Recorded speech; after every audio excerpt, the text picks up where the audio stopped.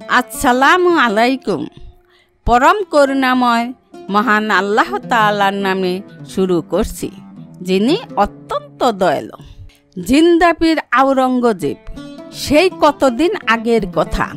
তখন রাজা ছিল, বাদশা ছিল, ছিল উজির নাজির, সিপাই, মন্ত্রী, আরও কত কি। সেই সব রাজা বাদশার আবার নানান রকম খেয়াল থাকত। তাদের আনন্দ দানের জন্য থাকত নানান ধরনের খেলার আয়োজন। এমন ধরনের খেলা ছিল হাতির লড়াই। তোমাদের মনে প্রশ্ন জাগতে পারে, এ আবার কেমন খেলা, তাই না? হ্যাঁ বন্ধু, হাতির লড়াই। দুই প্রকাণ্ড হাতিকে লাগিয়ে দেয়া হতো লড়াইয়ে। একটা আরেকটাকে দেখে রেগে যেত, তারপর ঝাঁপিয়ে পড়ত অন্যটির উপর। প্রায় 350 বছর আগে এমনি এক হাতির লড়াই হয়েছিল যমুনা নদীর তীরে আগ্রার দুর্গের প্রাঙ্গণে। রাজা এসে বসলেন বারান্দায় হাতির লড়াই দেখার জন্য, সঙ্গে তার উজির নাজির। ওই রাজার কয় ছেলে জানো? 4 ছেলে। ওরাও লড়াই দেখবে, তবে বসে নয়, ঘোড়ায় চড়ে তারা হাতির লড়াই দেখবে। তখন এসব হাতির নাম দেয়া হতো। এ হাতিদের মধ্যে একটির নাম সুধাকর আর অন্যটির নাম সুরত সুন্দর। লড়াই শুরু হয়ে গেল। খোলা বারান্দায় দাঁড়িয়ে মজা দেখছে সম্রাট। অনেকক্ষণ ধরে চলল সেই দুই হাতির যুদ্ধ। তারপর সুধাকর হাতির আক্রমণে সুরত সুন্দর পরাজিত হয়ে পালিয়ে গেল। এদিকে সুধাকরের রাগমাত্র উঠেছে। তখন সে কি করল? দারুণ রংচঙ্গা পোশাক পরে ঘোড়ায় চড়ে মজা দেখা 4 রাজপুত্রের দিকে ছুটল। তেড়ে গেল ভয়ঙ্কর দাঁত উঁচিয়ে। পাগলা হাতি রাজপুত্রদের আক্রমণ করে বসল। তখন রাজা বারান্দায় বসে সব দেখছিলেন। ভয়ে অস্থির হয়ে গেল সমস্ত পরিষদ, সিপাহী, শাস্ত্রী, উজির, কুত আল। রুদ্ধশ্বাসে তারা দেখতে লাগল। তারপর কি হলো? প্রাণের ভয়ে রাজপুত্ররা যেদিকে পারে পালিয়ে গেল। তবে কি 4 জনই পালালো? না বন্ধু, 3 জন 3 দিকে পালিয়ে গেল। আর একজন ঘোড়ার পিঠে বসে স্থির হয়ে হাতিকে অবলোকন করছেন। তার ঘোড়াটাও পালানোর জন্য তরবর করছিল, রেশারবে কাঁপিয়ে দিচ্ছিল। রাজপুত্র শক্ত করে লাগাম ধরলেন, ঘোড়াটিকে পালাতে দিলেন না। হাতিটির অবস্থা দেখে তিনিও ক্ষেপে গেলেন। মনে মনে লড়াইয়ের প্রস্তুতি নিলেন। রাজপুত্রের দিকে তেড়ে আসলো হাতিটি। রাজপুত্র প্রচণ্ড বেগে নিক্ষেপ করল বর্ষা। বর্ষা গিয়ে বিদ্ধ হলো সুধাকরের কপালে। ক্ষেপে গেল সুধাকর। সে পাল্টে আক্রমণ করল রাজপুত্রকে।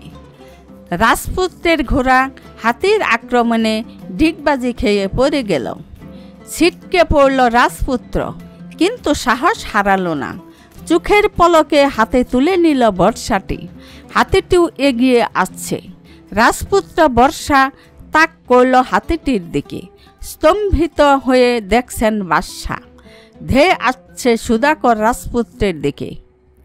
ব্যালকনি থেকে নেমে এলেন বাদশা। হঠাৎ কোথা থেকে পালানো হাতি সুরত সুন্দর দ্বিগুণ তেজে হাজির হয়ে আচমকা তেড়ে গেল সুধাকরের দিকে।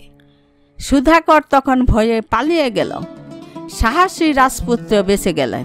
4 দিকে রব উঠল। রাজপুত্রের সাহস দেখে সবাই বাহবা দিতে লাগলেন। তারপর পিতার কাছে এগিয়ে এলেন পুত্র। জড়িয়ে ধরলেন পুত্রকে পিতা।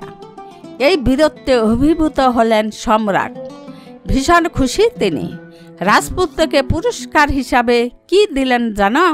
সম্রাট তাকে 5000 স্বর্ণমুদ্রা পুরস্কার দিলেন। সম্রাট বললেন, হাতের কাছে যা পেলাম তাই তোমাকে দিলাম। আমার ইচ্ছা হয় গোটা সাম্রাজ্যটা তোমার হাতে তুলে দেই, তবে এর জন্য অনেক বড় পুরস্কার পাবে। কি বন্ধু, তোমাদের কাছে রূপকথা মনে হচ্ছে? না, রূপকথা নয়, এ সত্যি সত্যি ঘটনা। এই বীর পুরুষ রাজপুত্রের নাম শাহজাদা আওরঙ্গজেব। তখন তার বয়স মাত্র 14 বছর। আর তার পিতার নাম? তিনি হলেন খোলা বারান্দায় দাঁড়িয়ে হাতির লড়াই দেখা মুঘল সম্রাট শাহজাহান স্বয়ং। এই ঘটনাটি ঘটেছিল 1633 খ্রিস্টাব্দের 28 মে যমুনা নদীর তীরে আগ্রা দুর্গের প্রাঙ্গণে। আওরঙ্গজেব জন্মগ্রহণ করেন 1618 খ্রিস্টাব্দের 24 অক্টোবর। খুব সাহসী এ মানুষটি ভারতের মতো বিশাল সাম্রাজ্যের অধিপতি। কত তার উজির নাজির সিপাহী মন্ত্রী, কিন্তু তিনি জীবনযাপন করতেন সাধারণ মানুষের মতো, ফকির দরবেশের মতো। তিনি ছিলেন আল্লাহ প্রেমিক। ধর্মের প্রতি অসীম অনুরাগের জন্যে সবাই তাকে নাম দিয়েছিলেন আওরঙ্গজেব। এর অর্থ কি জানো? অর্থ হলো জিন্দা পীর।